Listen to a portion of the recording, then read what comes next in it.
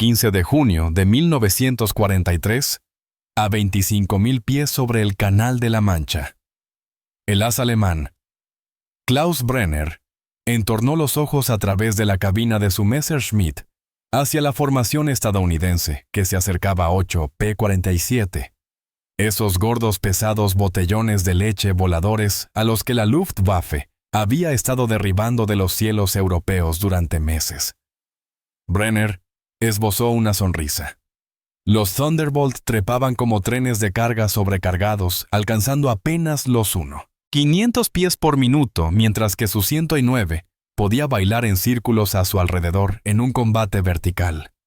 Aquello sería otra muerte fácil. Pero cuando Brenner se metió en su picado de ataque, ocurrió algo imposible. El P-47 de cabeza no intentó huir ni virar para apartarse. En cambio, levantó el morro en un ascenso tan agresivo que desafiaba todo lo que la inteligencia de la Luftwaffe creía saber sobre los cazas estadounidenses. El enorme aparato se lanzó hacia el cielo a casi 2 pies por minuto, con el motor aullando a plena potencia, persiguiendo a Brenner en su propio dominio.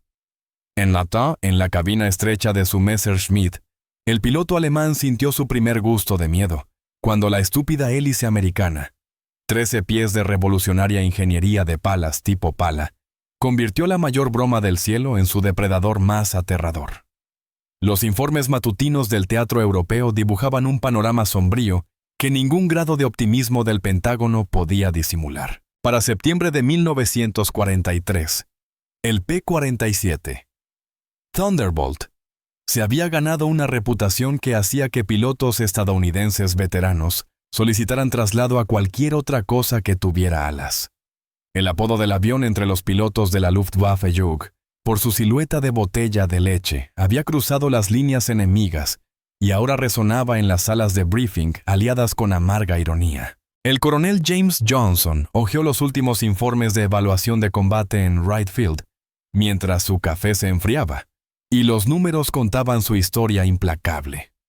La tasa de ascenso del P-47, de 1.500 pies por minuto, lo convertía en un blanco fácil frente a los Bf-109, que podían ascender a más de 3.000 pies por minuto.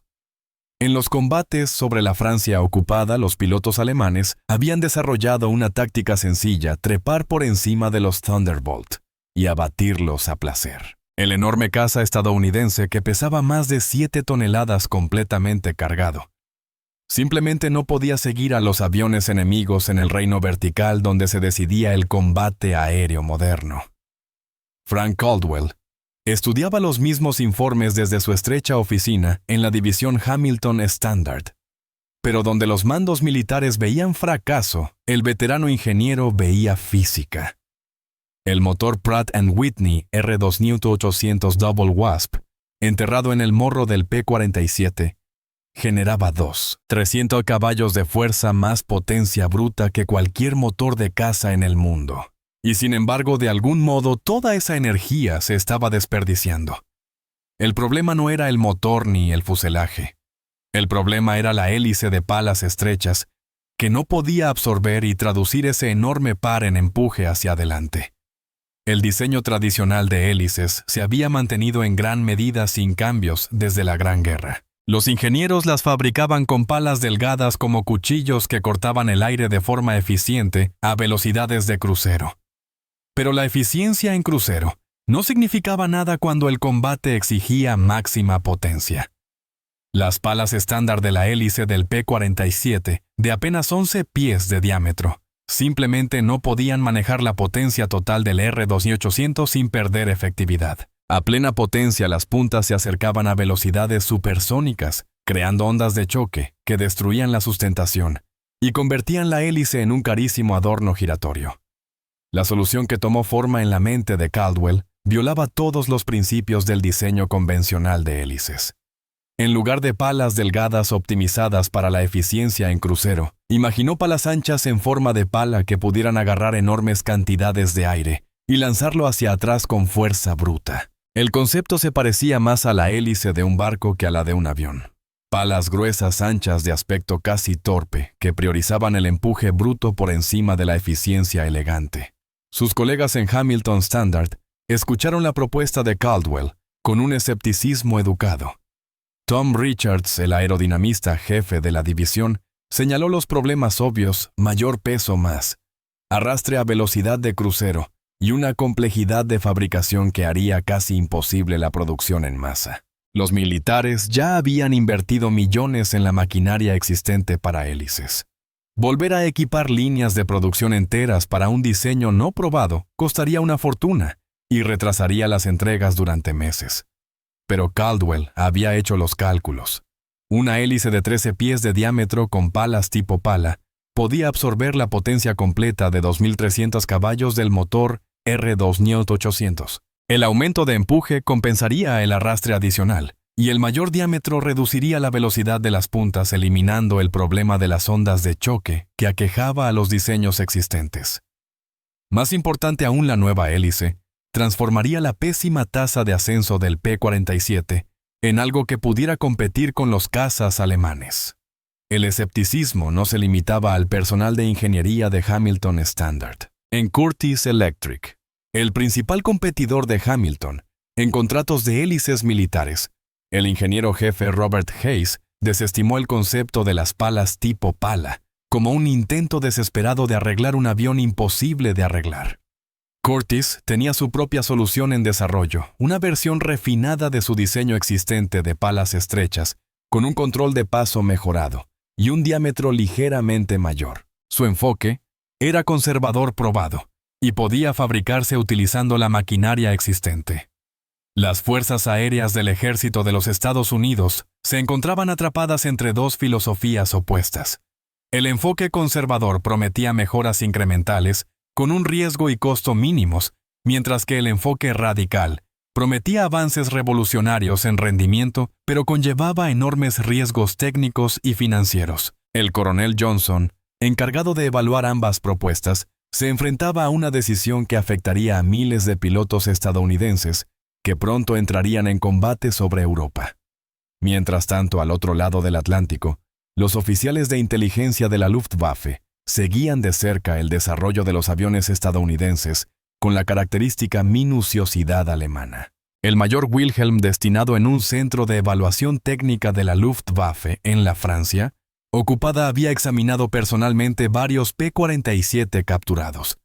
Sus informes a Berlín eran desdeñosos. El caza estadounidense era un diseño de fuerza bruta, que dependía de un blindaje pesado y de potentes motores para compensar su pobre aerodinámica. Los pilotos alemanes podían explotar indefinidamente su lenta tasa de ascenso y su escasa maniobrabilidad. La confianza de Wilhelm era compartida en toda la estructura de mando de la Luftwaffe. Los estadounidenses habían demostrado que podían construir aviones rápidamente y en grandes cantidades, pero parecían incapaces de igualar la sofisticación de la ingeniería alemana. El P-47 representaba todo lo que estaba mal en el diseño aeronáutico estadounidense: grande, pesado, tosco e ineficiente. Los pilotos alemanes bromeaban diciendo que derribar un Thunderbolt era como cazar un refrigerador volador difícil de fallar y seguro de caer una vez alcanzado. Los vuelos de prueba de septiembre en Wright Field determinarían qué filosofía equiparía a los cazas estadounidenses para las batallas cruciales que se avecinaban. La hélice de palas anchas de Caldwell había sido montada en un solo modelo P-47D para una evaluación preliminar. El avión en la línea de vuelo parecía casi cómico, sus enormes palas parecían más adecuadas para un avión de carga que para un caza. El piloto de pruebas, el capitán Robert Anderson, subió a la cabina con órdenes de llevar el avión a sus límites y reportar cualquier cambio en el rendimiento. Mientras Anderson rodaba hacia la pista, ni él ni los ingenieros que observaban desde la torre de control podían imaginar que estaban a punto de presenciar la transformación del mayor fracaso de la guerra aérea en su depredador más temido. La sabiduría convencional que había moldeado el diseño de cazas durante 2 décadas estaba a punto de ser destruida por 13 pies de ingeniería revolucionaria, que reescribirían las reglas del combate aéreo sobre Europa. El primer vuelo de prueba, el 12 de octubre, duró exactamente 14 minutos antes de que el capitán Anderson devolviera el P-47 modificado a Wright Field con un inquietante informe de vibraciones. Las enormes palas tipo pala habían creado oscilaciones armónicas en todo el fuselaje que amenazaban con sacudir el avión hasta desintegrarlo a cualquier potencia superior al 70%. Frank Caldwell observó desde la torre de control mientras los equipos de tierra rodeaban el avión, buscando fracturas por tensión y remaches sueltos. El problema de las vibraciones no era del todo inesperado. Las resonancias armónicas de las hélices habían atormentado la aviación desde los hermanos Wright, pero la intensidad de estas sugería fallas fundamentales en el diseño de las palas. El equipo de Caldwell pasó las siguientes 3 semanas rediseñando el sistema de anclaje de las palas y ajustando el equilibrio del cubo de la hélice. Las palas originales se habían fabricado con técnicas estándar que funcionaban perfectamente para diseños de palas estrechas, pero resultaban inadecuadas para las enormes fuerzas generadas por la configuración de tipo pala. Cada pala pesaba casi el doble que las de los diseños convencionales, creando tensiones rotacionales que el cubo estándar no podía soportar. La solución requirió ejes de pala forjados a medida y un conjunto de cubo completamente rediseñado, lo que añadió unas 200 libras adicionales al peso del morro del avión. El segundo vuelo de prueba el 5 de noviembre produjo resultados diferentes pero igualmente frustrantes. El problema de vibración se había resuelto, pero el rendimiento de la nueva hélice estuvo muy por debajo de los cálculos de Caldwell. En lugar de la prometida mejora de la tasa de ascenso a 1.900 pies por minuto, Anderson informó apenas 1.600 pies por minuto, una mejora de solo 100 pies por minuto sobre la hélice estándar. El aumento de la velocidad máxima fue igualmente decepcionante. El avión alcanzó apenas 410 mph en comparación con las 400 mph del modelo base. Robert Hayes en Curtiss Electric recibió los decepcionantes resultados de la prueba, con una satisfacción apenas disimulada. El diseño refinado de su equipo con palas estrechas había completado sus propias pruebas iniciales la semana anterior con números mucho más prometedores. La hélice Curtiss logró una tasa de ascenso de 1,50 pies por minuto y mantuvo la velocidad máxima existente del avión sin la penalización de peso ni la complejidad de fabricación del diseño de palas anchas de Caldwell. Hayes envió sus resultados al coronel Johnson con un memorando sugiriendo que el enfoque radical de Hamilton Standard se había demostrado como un callejón sin salida costoso. Pero Caldwell sospechaba que el problema no residía en el concepto de las palas tipo pala, sino en los ajustes de paso de la hélice y en la optimización del ángulo de las palas. El diseño inicial se había basado en cálculos teóricos que asumían condiciones perfectas.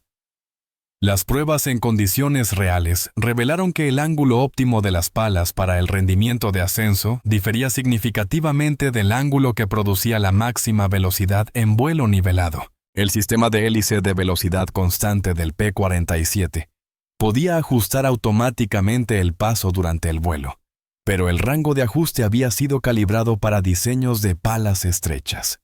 Trabajando jornadas de 18 horas en el laboratorio de ingeniería de Hamilton Standard, el equipo de Caldwell desarrolló un nuevo mecanismo de velocidad constante con el doble del rango de ajuste de paso que los sistemas existentes. La modificación requirió amplios cambios en el regulador de la hélice y en los controles hidráulicos, pero permitiría que las palas tipo pala operaran en ángulos óptimos a lo largo de todo el rango de vuelo. El sistema rediseñado podía pasar de un ajuste de paso grueso para crucero a alta velocidad a un paso extremadamente fino para generar el máximo empuje estático durante el despegue y el ascenso. Los desafíos de ingeniería iban más allá del simple control del paso. El aumento del área superficial de las palas tipo pala generó problemas de enfriamiento en el motor. El disco de hélice más grande absorbía más aire a través del capó del motor, pero el flujo de aire se movía más lentamente debido a la resistencia adicional.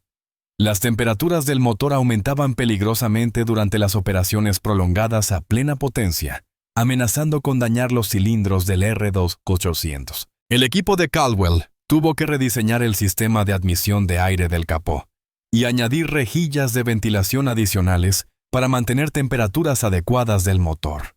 El teniente coronel Johnson enfrentaba una creciente presión de funcionarios del Pentágono que cuestionaban si el programa del P-47 merecía seguir recibiendo inversión. El Boeing P-650 Mustang estaba mostrando un rendimiento excepcional en las primeras pruebas, superando tanto al P-47 estándar como a la propuesta de modificación con palas tipo pala. Algunos funcionarios argumentaban que los recursos se aprovecharían mejor acelerando la producción del P-51, en lugar de intentar solucionar las limitaciones fundamentales del Thunderbolt. El tercer vuelo de prueba, el 8 de diciembre, finalmente demostró el potencial de la hélice tipo pala, con el nuevo sistema de control de paso y el rediseño del enfriamiento. Anderson llevó al P-47 modificado, a través de una serie de maniobras de combate que habrían sido imposibles con la configuración estándar. El avión ascendió a 20.000 pies en 10 minutos y 40 segundos, una tasa de 1.080 pies por minuto, que se acercaba al rendimiento de los cazas alemanes. Más impresionante aún, el Thunderbolt mantuvo esta tasa de ascenso, mientras transportaba su peso completo de combate, incluyendo blindaje, munición y combustible. Las pruebas de velocidad fueron igualmente alentadoras. A 25.000 pies, el P-47, modificado, alcanzó 445 mph en vuelo nivelado, una mejora de 45 mph sobre la configuración base. El aumento no se debió a una reducción del arrastre, sino a la mejora de la hélice, para convertir la potencia del motor en empuje hacia adelante. A gran altitud donde la densidad del aire era menor, la superior adherencia de las palas tipo pala al aire fino proporcionaba una ventaja decisiva sobre los diseños de hélice convencionales. Pero el descubrimiento más significativo llegó durante las pruebas de recuperación en picado. El P-47 siempre había sido famoso por su dificultad para salir de picados a alta velocidad. La hélice estándar de palas estrechas no generaba suficiente empuje para contrarrestar la enorme inercia y el peso del avión. Anderson descubrió que la hélice tipo pala generaba suficiente empuje inverso en la configuración de paso fino para ayudar al avión a desacelerar y recuperarse de picados que habrían sido fatales con la configuración original. Los informes de inteligencia alemanes de finales de diciembre describieron al P-47 modificado como un desarrollo interesante pero en última instancia irrelevante. Los analistas de la Luftwaffe notaron que los estadounidenses estaban experimentando con hélices más grandes en sus cazas, pero desestimaron las modificaciones como intentos desesperados por mejorar un diseño obsoleto. La evaluación del mayor Specht concluyó que incluso con las mejoras en la hélice, el P-47 seguía siendo inferior a los cazas alemanes en todas las categorías, excepto en velocidad en línea recta y capacidad de picado.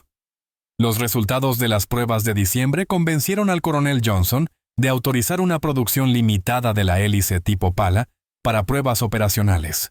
Hamilton Standard recibió un contrato para fabricar 50 unidades de hélices que serían instaladas en aviones P-47 T-2, programados para su despliegue en Europa a principios de 1944. El pedido representaba una apuesta significativa.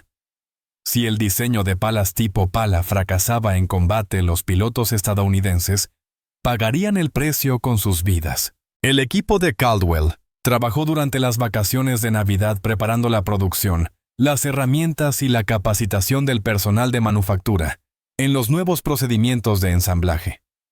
Cada hélice tipo pala requería un 40% más de tiempo de fabricación que los diseños convencionales y costaba casi el doble en producirse. El riesgo financiero era enorme, pero la posible recompensa transformar al P-47 en un caza competitivo justificaba la inversión. Al comenzar 1944, las primeras hélices tipo pala de producción salieron de la fábrica de Hamilton Standard, rumbo a los centros de modificación donde serían instaladas en los Thunderbolt, destinados al teatro europeo. Ni los ingenieros estadounidenses que las construyeron, ni los pilotos alemanes que pronto se enfrentarían a ellas en combate, podían imaginar hasta qué punto esos 13 pies de ingeniería revolucionaria alterarían el equilibrio de poder en los cielos sobre la Europa ocupada. Los primeros P-47 equipados con hélices de palas tipo pala llegaron a la base de la RAF Boxted. el 15 de marzo de 1944, generando una controversia inmediata entre los pilotos veteranos del 356 Grupo de Caza. El capitán Mike Gladys, un exiliado polaco con 12 derribos confirmados, examinó las enormes palas con un escepticismo sin disimulo.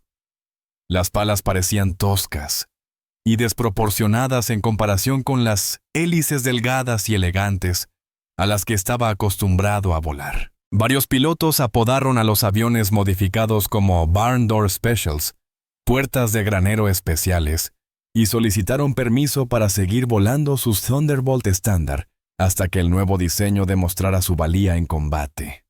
El comandante del grupo, el coronel Harold Ralph, se encontraba ante una situación delicada.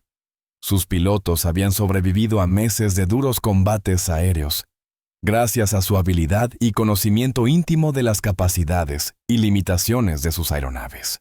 Forzarlos a volar un equipo desconocido podía resultar fatal, pero las órdenes operativas del cuartel general de la 8ª Fuerza Aérea eran explícitas. Los P-47 modificados debían evaluarse bajo condiciones de combate reales lo antes posible. El éxito o fracaso del diseño de palas tipo pala de Caldwell se decidiría no en vuelos de prueba controlados, sino en encuentros de vida o muerte contra pilotos veteranos de la Luftwaffe sobre la Europa ocupada. La primera misión de combate de los Thunderbolt modificados tuvo lugar el 22 de marzo durante una misión de escolta de bombarderos hacia Berlín. Gladys lideró un grupo de 4 P-47 con hélices tipo pala, como escolta superior de una formación de B-17 Flying Fortresses que se aproximaba a la capital alemana. A 30.000 pies, muy por encima de los bombarderos, Gladys divisó una formación de Messerschmitt 109 que se lanzaban en picado desde 35.000 pies, en un ataque clásico desde altura. En circunstancias normales, los P-47 estándar se habrían visto obligados a lanzarse en picado para escapar de los cazas alemanes, aprovechando su mayor velocidad en descenso para compensar la superior capacidad de ascenso de los Messerschmitt. En cambio, Gladys ordenó a su escuadrilla un ascenso pronunciado para interceptar a los cazas que descendían. Las hélices tipo pala se abrían paso por el aire enrarecido con una autoridad sin precedentes, manteniendo una tasa de ascenso de más de 700 pies por minuto, incluso a 30.000 pies, donde las hélices estándar apenas habrían logrado la mitad de ese rendimiento. Los pilotos alemanes que esperaban que los cazas estadounidenses se lanzaran en picado se encontraron con P-47, que subían directamente hacia su trayectoria de ataque, con suficiente energía para entrar en combate de giros a gran altitud. El enfrentamiento duró menos de 3 minutos, pero destrozó las suposiciones alemanas sobre las capacidades de los cazas estadounidenses que habían sido válidas durante más de 2 años de guerra aérea.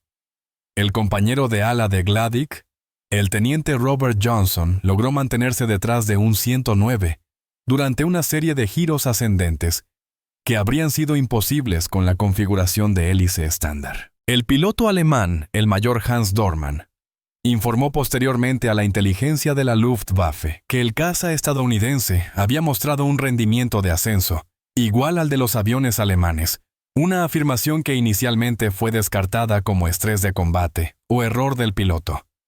La noticia del enfrentamiento se propagó rápidamente entre las unidades de caza de la Luftwaffe, estacionadas en Europa Occidental. Los pilotos alemanes habían desarrollado tácticas basadas en la certeza de que podían superar en ascenso a cualquier caza estadounidense y dictar los términos del combate desde una altitud superior.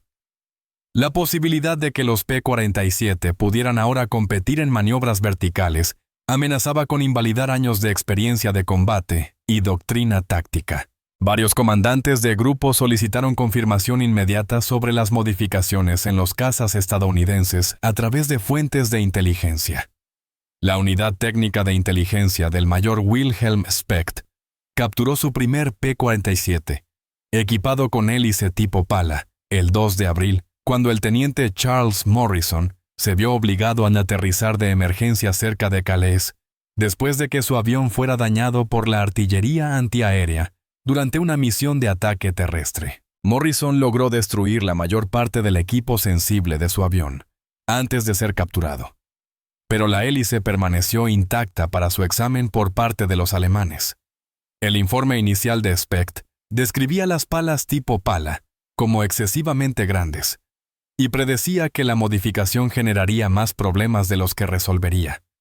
El análisis técnico detallado que siguió reveló, sin embargo, la sofisticación del diseño de Caldwell. Los ingenieros alemanes descubrieron que las palas tipo pala incorporaban una metalurgia avanzada y técnicas de fabricación de precisión que superaban todo lo existente en la producción de la Luftwaffe.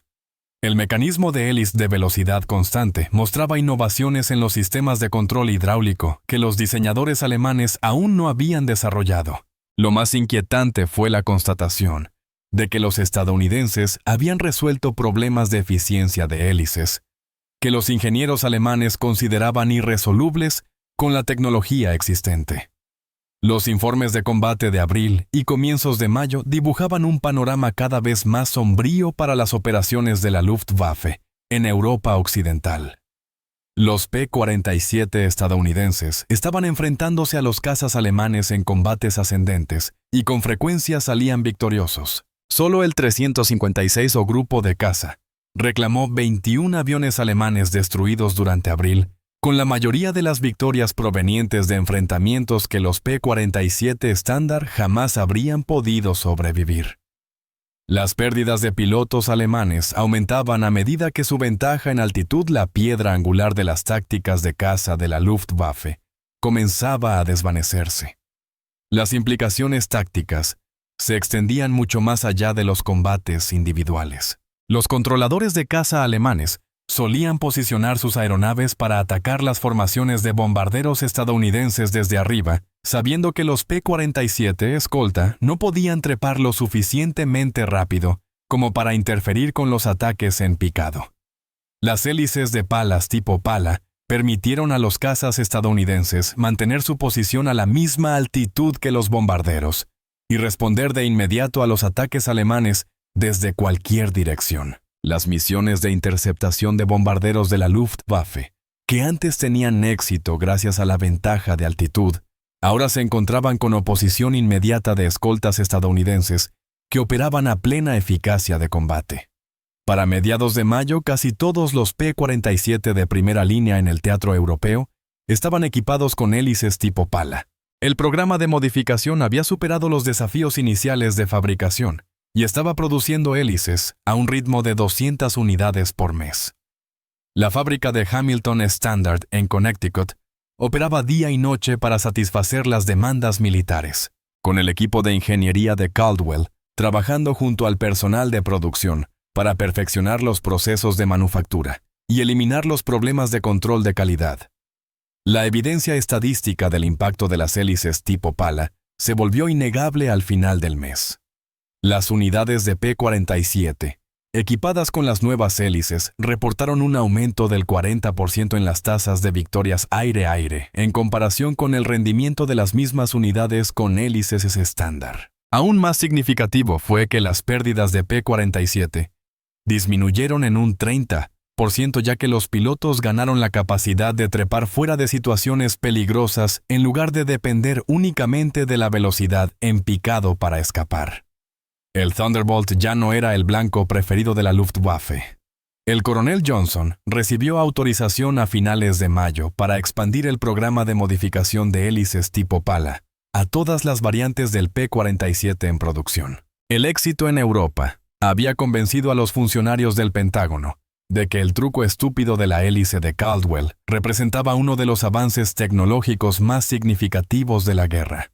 Se emitieron órdenes para modificar los P-47 existentes en el Teatro del Pacífico y equipar todos los nuevos aviones de producción con hélices tipo pala desde la fábrica. Los oficiales de inteligencia alemanes luchaban por explicar la repentina mejora en el rendimiento de los cazas estadounidenses a los comandantes de la Luftwaffe, acostumbrados a la superioridad táctica sobre los cazas aliados. Los informes actualizados del mayor Specht reconocían que los estadounidenses habían logrado una ventaja tecnológica significativa, pero los diseñadores de aeronaves alemanes carecían de la capacidad de manufactura y de las materias primas necesarias para desarrollar mejoras comparables en las hélices. La Luftwaffe tendría que enfrentar el resto de la guerra, sabiendo que sus cazas ya no podían dominar a los oponentes estadounidenses, mediante una superior tasa de ascenso y ventaja de altitud. La transformación estaba completa. La hélice tipo pala de Frank Caldwell había convertido al P-47 Thunderbolt, de ser el objetivo favorito de la Luftwaffe, en su enemigo más peligroso. Reescribir el equilibrio táctico del combate aéreo sobre Europa, solo unos meses antes de la invasión del día D, exigía una superioridad aérea aliada total. La mañana del día D trajo la prueba definitiva de la revolución de ingeniería de Frank Caldwell, cuando casi 400 P-47, equipados con hélices tipo pala, rugieron sobre el Canal de la Mancha al amanecer del 6 de junio de 1944. La enorme armada aérea, encargada de asegurar la superioridad aérea aliada sobre las playas de Normandía, incluía más Thunderbolts modificados que cualquier operación anterior. Sus distintivas palas anchas reflejaban la primera luz de lo que resultaría ser el día más largo en la historia de la aviación. El coronel Francis Gabreski lideró la barrida del 56º grupo de caza sobre Omaha Beach a las 06:30 horas. Sus 16 P-47 ascendieron a 25,000 pies con una autoridad que habría sido imposible apenas 6 meses antes. Abajo, se desarrollaba la mayor invasión marítima de la historia de la humanidad, mientras las embarcaciones de desembarco aliadas se acercaban a la costa francesa, fuertemente fortificada. Arriba los cazas alemanes brillaban por su ausencia en unos cielos que antes habían dominado con impunidad. La respuesta de la Luftwaffe a la invasión reveló el devastador impacto de la revolución de las hélices tipo pala en la doctrina táctica alemana. El Oberst Adolf Galland, comandante de las fuerzas de caza del Luftflotte Reich, se había visto obligado a abandonar las tácticas de ventaja en altitud que habían servido a los pilotos alemanes desde la batalla de Inglaterra. Sus sasas ya no podían confiar en superar en ascenso a los escoltas estadounidenses para atacar a los bombarderos aliados desde arriba. En cambio, los pilotos alemanes se encontraron obligados a combates a baja altitud, donde el poder de fuego y el blindaje superior del P-47 ofrecían ventajas decisivas. El mayor Klaus Matuschia, al mando del Hauptgeschwader, recibió órdenes de interceptar cazabombarderos aliados que atacaban posiciones alemanas cerca de Caen, pero la situación táctica había cambiado de forma fundamental desde que las hélices tipo pala comenzaron a aparecer sobre Europa. Los Focke-Wulfs de Matuschia, que antes eran capaces de trepar por encima de los cazas estadounidenses para dictar los términos del enfrentamiento, ahora se encontraban igualados, o incluso superados en rendimiento vertical por los Thunderbolt, que podían mantener su eficacia de combate a cualquier altitud. La primera gran batalla aérea de la mañana se desarrolló sobre las playas de la invasión, cuando 24 Messerschmitt 109 intentaron atacar a las fuerzas navales aliadas que apoyaban los desembarcos. La escuadrilla del capitán Robert Johnson, compuesta por 8 P-47, con hélices tipo pala, interceptó la formación alemana a 18. Ya a pies habiendo ascendido desde el nivel del mar en menos de 9 minutos, una tasa que les permitió alcanzar a los Messerschmitt antes de que los pilotos alemanes completaran sus ataques sobre los vulnerables barcos de abajo. El enfrentamiento demostró hasta qué punto la hélice tipo pala había alterado por completo la dinámica del combate aéreo. Los pilotos alemanes, acostumbrados a combatir ganando altitud sobre sus oponentes, se encontraron incapaces de escapar de cazas estadounidenses que podían igualar su tasa de ascenso y superar su velocidad en vuelo nivelado. El teniente Hans Wick, en su 43ª misión de combate, informó que los Thunderbolt estadounidenses trepaban como cohetes y mantenían la persecución durante maniobras que habrían hecho perder a los P-47 equipados con hélices estándar. Al mediodía, los controladores de la Luftwaffe informaban actividad de cazas estadounidenses a altitudes que antes se consideraban refugios seguros para los aviones alemanes. Los P-47 estaban enfrentando a los cazas enemigos a 30,000 pies y ganando los combates gracias a una gestión superior de la energía, en lugar de las tácticas de fuerza bruta que habían caracterizado a las operaciones anteriores del Thunderbolt. Las hélices tipo pala permitían a los pilotos estadounidenses intercambiar altitud por velocidad y luego recuperar la altitud con rapidez suficiente para mantener la ventaja táctica durante enfrentamientos prolongados. La realidad estadística de las operaciones aéreas del día D contaba la historia del triunfo de Caldwell en cifras contundentes.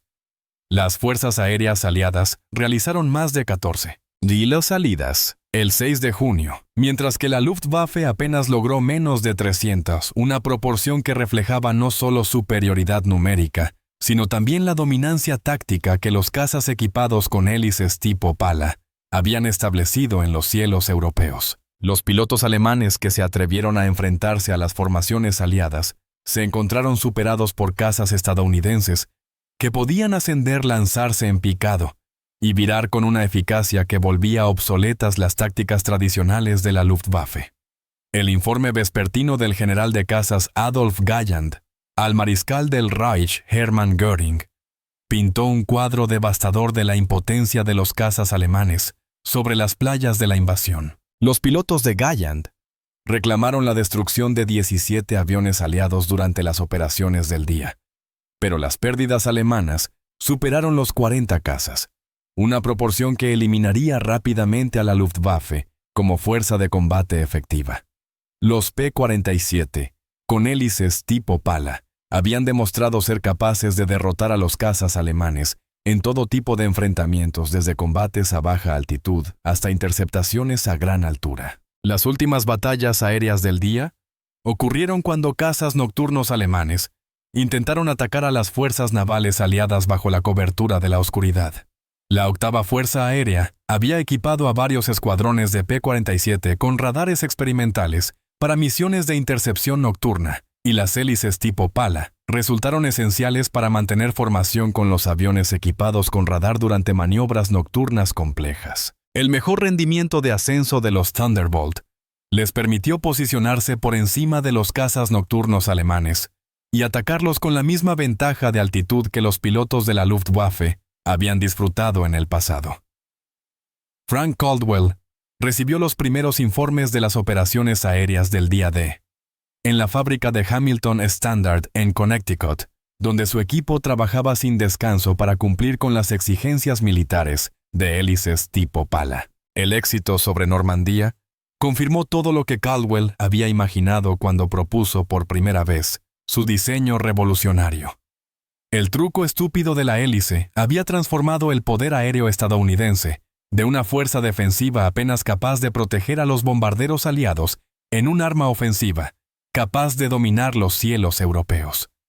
Las implicaciones más amplias del éxito de las hélices tipo pala se extendieron mucho más allá de las batallas aéreas individuales. La superioridad aérea aliada sobre las playas de la invasión permitió que las fuerzas terrestres avanzaran tierra adentro sin la amenaza constante de los ataques aéreos alemanes que habían caracterizado operaciones anfibias anteriores. La incapacidad de la Luftwaffe para disputar eficazmente las operaciones aéreas aliadas significó que las fuerzas terrestres alemanas enfrentarían el resto de la guerra sin apoyo aéreo significativo, una situación que resultaría decisiva en la campaña por Europa Occidental. Los diseñadores de aviones alemanes que estudiaron hélices tipo pala capturadas a finales de junio llegaron a conclusiones preocupantes sobre las capacidades tecnológicas estadounidenses. Las modificaciones en la hélice representaban avances en metalurgia, manufactura de precisión y diseño aerodinámico que la industria alemana no podía igualar con los recursos existentes. Más inquietante aún fue la constatación de que los estadounidenses habían resuelto el problema fundamental de convertir una gran potencia de motor en empuje efectivo, un avance que les proporcionaría ventajas duraderas en cualquier diseño de aeronave futura. A finales de junio, cuando las fuerzas aliadas consolidaban sus posiciones en Normandía, el impacto estratégico de la revolución de ingeniería de Caldwell se volvió innegable. La hélice de palas tipo pala no solo había mejorado el rendimiento del P-47, sino que había alterado fundamentalmente el equilibrio del poder aéreo sobre Europa. Los pilotos alemanes que antes cazaban cazas estadounidenses con confianza, ahora se encontraban siendo cazados incapaces de escapar de los Thunderbolt, que podían trepar más rápido, volar más alto y combatir con mayor eficacia que cualquier avión alemán. La transformación era completa e irreversible. El avión que alguna vez fue objeto de burlas como la botella de leche voladora se había convertido en el terror de los cielos europeos. Y el ingeniero que diseñó 13 pies de hélices revolucionarias había cambiado el curso de la guerra aérea sobre Europa. La Luftwaffe nunca volvería a disfrutar de las ventajas tácticas que habían hecho de los cazas alemanes los amos de los cielos europeos durante los primeros años de la guerra. El final de la guerra encontró a Frank Caldwell en su oficina de Hamilton Standard, el 8 de mayo de 1945, mirando los informes de producción que contaban la historia de su revolución de ingeniería en cifras frías. Más de 12,000 hélices de palas tipo pala habían salido de las líneas de montaje estadounidenses desde aquella primera instalación experimental en octubre de 1943. Cada una representaba un pequeño milagro de manufactura de precisión que había requerido readaptar fábricas enteras y reentrenar a miles de trabajadores para construir algo que la sabiduría convencional decía que no funcionaría. El informe final de misión del coronel Francis Gabreski desde el teatro europeo proporcionó la dimensión humana detrás de esas estadísticas de producción. Su 56º grupo de caza había volado más de 15. 10 salidas de combate con P-47, equipados con hélices tipo pala, reclamando 438 aviones enemigos destruidos, mientras perdían solo 47 Thunderbolt en combates aire-aire. La proporción de intercambio superaba los 9-1. A favor de los cazas estadounidenses, un rendimiento que habría sido imposible sin la tasa de ascenso y la capacidad de altitud que las hélices de Caldwell habían proporcionado. La transformación estadística del historial de combate del P-47 revelaba la magnitud real de lo que 13 pies de ingeniería revolucionaria habían logrado. Antes de las modificaciones, las unidades de Thunderbolt solían alcanzar proporciones de intercambio de 3-1 frente a los cazas alemanes respetables, pero no decisivas en una guerra de desgaste. Después de las modificaciones, esa proporción se triplicó, convirtiendo cada enfrentamiento aéreo en una victoria abrumadora para las fuerzas estadounidenses y acelerando el colapso de la resistencia aérea alemana en Europa. La evaluación final de inteligencia del mayor Wilhelm Specht, descubierta en archivos de la Luftwaffe, capturados tras la rendición de Alemania, reconocía que los estadounidenses habían logrado un avance tecnológico de importancia decisiva con sus modificaciones en las hélices. Los ingenieros alemanes habían intentado desarrollar mejoras similares para sus propios cazas, pero la escasez de materiales críticos y la limitada capacidad industrial hicieron imposible cualquier progreso significativo. La hélice tipo pala permaneció como una ventaja exclusivamente estadounidense durante el último año de la guerra. El costo humano de esa ventaja se medía en pilotos estadounidenses que regresaban a casa con vida, en lugar de engrosar las largas listas de bajas de los primeros años del conflicto. El teniente Robert Johnson, quien había conseguido su primera victoria con un P-47 de hélice, tipo pala sobre Berlín, en marzo de 1944, completó su última misión de combate con 28 derribos confirmados, y sin una sola pérdida ante cazas enemigos. Su supervivencia multiplicada por cientos de pilotos estadounidenses representaba la medida más significativa del éxito de ingeniería de Caldwell. Pero el impacto de las hélices tipo pala se extendió más allá de la supervivencia individual, transformando por completo el equilibrio estratégico de la guerra aérea. La producción de bombarderos alemanes había cesado a comienzos de 1945, no porque las fábricas hubiesen sido destruidas, sino porque la Luftwaffe ya no podía proporcionar cazas escolta capaces de proteger a los bombarderos de los cazas estadounidenses. Los P-47 equipados con hélices tipo pala habían hecho que las operaciones aéreas alemanas fueran tan costosas que la industria de aviación del Reich abandonó el desarrollo de bombarderos y se volcó en intentos desesperados por construir cazas defensivos. La revolución tecnológica que comenzó con el pensamiento poco convencional de Caldwell dio origen a toda una generación de innovaciones en la aviación estadounidense. El North American P-51 Mustang incorporó tecnología similar de palas tipo pala, en sus variantes finales, al igual que el Republic P-47N, que comenzó a producirse justo al final de la guerra. Los diseñadores de aeronaves estadounidenses habían aprendido que los enfoques de fuerza bruta para resolver problemas de ingeniería podían tener éxito cuando contaban con una capacidad de fabricación superior y una ciencia de materiales avanzada. El reconocimiento personal de Frank Caldwell llegó en forma de una medalla presidencial al mérito entregada por Harry Truman en una ceremonia discreta en la Casa Blanca. El 15 de junio de 1945, la cita elogiaba su diseño revolucionario de hélice, que contribuyó materialmente a la superioridad aérea aliada sobre Europa. Pero Caldwell sabía que la verdadera victoria pertenecía a los miles de pilotos estadounidenses que habían llevado sus hélices al combate y regresado a casa sanos y salvos. El análisis de posguerra del desarrollo aeronáutico alemán reveló hasta qué punto la revolución de las hélices tipo pala había alterado por completo la planificación enemiga.